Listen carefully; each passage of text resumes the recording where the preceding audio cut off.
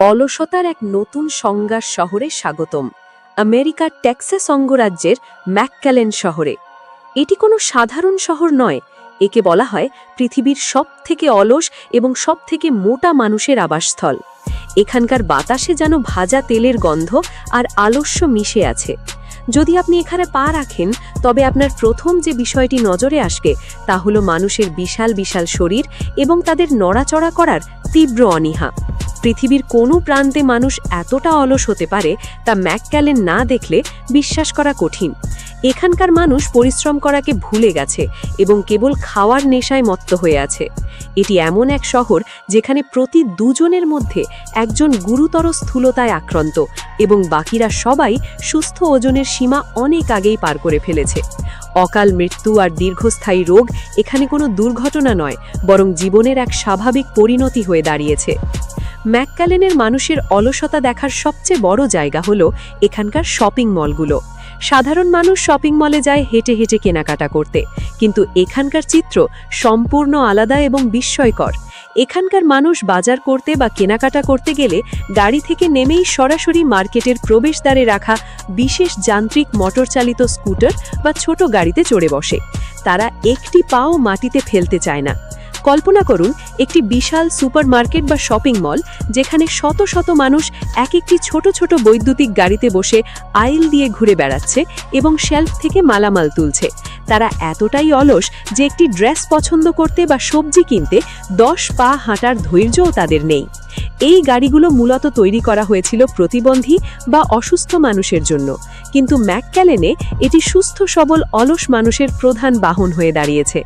মলের ভেতরে এই যান্ত্রিক গাড়ির জ্যাম লেগে যায়, তবুও মানুষ হেঁটে কেনাকাটা করার কথা চিন্তাও করতে পারে না। তাদের কাছে হাঁটা যেন এক বিশাল বোঝা। এবার চলেন এখানকার একজন ব্যক্তির ভয়ানক পরিণতি দেখি। এই শহরের অলিগলিতে লুকিয়ে আছে হাজারো মানুষের দীর্ঘশ্বাস। এমনই একজন মানুষের জীবন কাহিনী শুনলে আপনার শিউরে উঠতে হবে, যার ওজন এখন প্রায় 400 কেজির কাছাকাছি।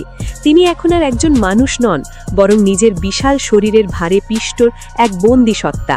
তিনি তার রুমের বাইরে বের হতে পারেন না, এমনকি নিজের বিছানা থেকে 2 কদম দূরে টয়লেটে যাওয়ার শক্তিও হারিয়ে ফেলেছেন। তিনি যখন কথা বলেন, তখন তার প্রতিটি শ্বাসের সাথে কষ্ট স্পষ্ট বোঝা যায়।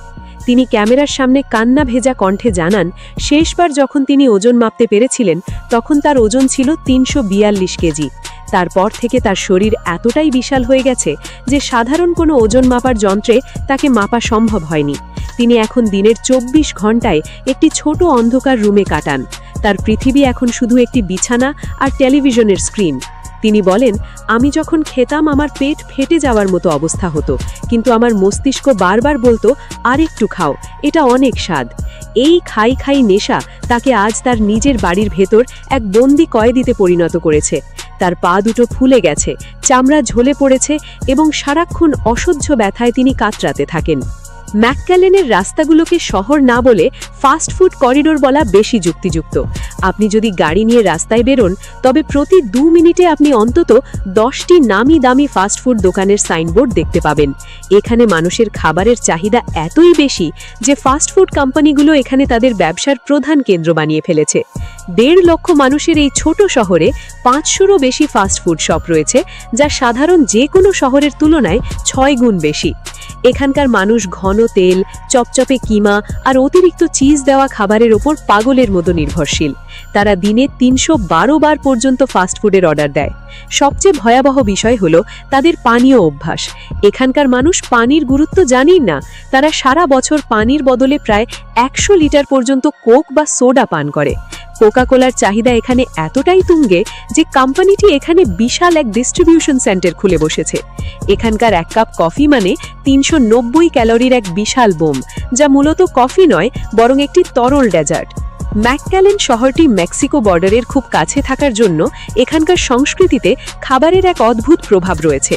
মেক্সিকান সংস্কৃতিতে মনে করা হয় প্লেটে খাবার ফেলে রাখাটা অসম্মানের, ফলে এখানকার মানুষ তাদের বিশাল থালার পুরো খাবার শেষ না করে ওঠে না, এমনকি তাদের পেট একদম ভর্তি থাকলেও। এই সংস্কৃতির সাথে যখন American big size food culture মিশে গেছে, তখন তা এক দানবীয় রূপ ধারণ করেছে। শহরটি এমনভাবে তৈরি করা হয়েছে যেখানে হাঁটার কোনো পরিবেশ নেই, কোনো শেড নেই, ফুটপাথ নেই, এমনকি রাস্তা পারাপারের নিরাপদ কোনো ক্রসিংও নেই। কোনো মানুষ যদি এক বাড়ি থেকে পাশের বাড়িতে যেতে চায়, তাকেও গাড়ির সাহায্য নিতে হয়। পার্কে যেতে চাইলে পায়ে হেঁটে গেলে 2 ঘন্টা লাগে, অথচ গাড়ি নিয়ে গেলে মাত্র 20 মিনিট। ফলে মানুষ হাঁটার অভ্যাস সম্পূর্ণ ভুলে গেছে। গবেষকরা দেখেছেন, এখানকার মানুষ দিনে গড়ে 20 মিনিট। ধ্বংসের পথে ভবিষ্যৎ প্রজন্ম, শিশুদের করুণ দশা। সবচেয়ে কষ্টের বিষয় হলো ম্যাকক্যালেনের ভবিষ্যৎ, অর্থাৎ এখানকার শিশুরা। ফাস্টফুড রেস্টুরেন্টগুলো শিশুদের টার্গেট করে কিডস ফ্রি অফার দেয়। ছোটবেলা থেকেই এই শিশুরা উচ্চ ক্যালোরির খাবারে অভ্যস্ত হয়ে পড়ছে। চিকিৎসকরা বলছেন, শৈশবে যখন একজন শিশু মোটা হয়, তখন তার শরীরে যে চর্বি কোষগুলো তৈরি হয়, সেগুলো সারা জীবনের জন্য স্থায়ী হয়ে যায়। ওজন কমলেও এই কোষগুলো বিলীন হয় না এবং সারা জীবন মস্তিষ্কে ক্ষুধার সংকেত পাঠায়।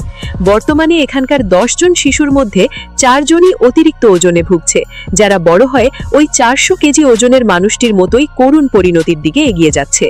ম্যাকক্যালেন আজ পুরো বিশ্বের সামনে এক সতর্ক বার্তা হিসেবে দাঁড়িয়েছে। এটি এমন এক শহর যেখানে মানুষ তার জিভের তাদ আর অলসতার কাছে নিজের জীবনকে বিক্রি করে দিয়েছে। এখানকার মানুষ পৃথিবীর সবথেকে অলস এবং স্থূল হয়ে বেঁচে আছে ঠিকই, কিন্তু তাদের এই জীবন আসলে এক গভীর যন্ত্রণার নাম। বাজার করতে গিয়ে যান্ত্রিক গাড়িতে চড়া কিংবা রুমের ভেতর 400 কেজি ওজন নিয়ে পড়ে থাকা, এসবই হলো অনিয়ন্ত্রিত জীবনযাত্রার চরম শিক্ষা।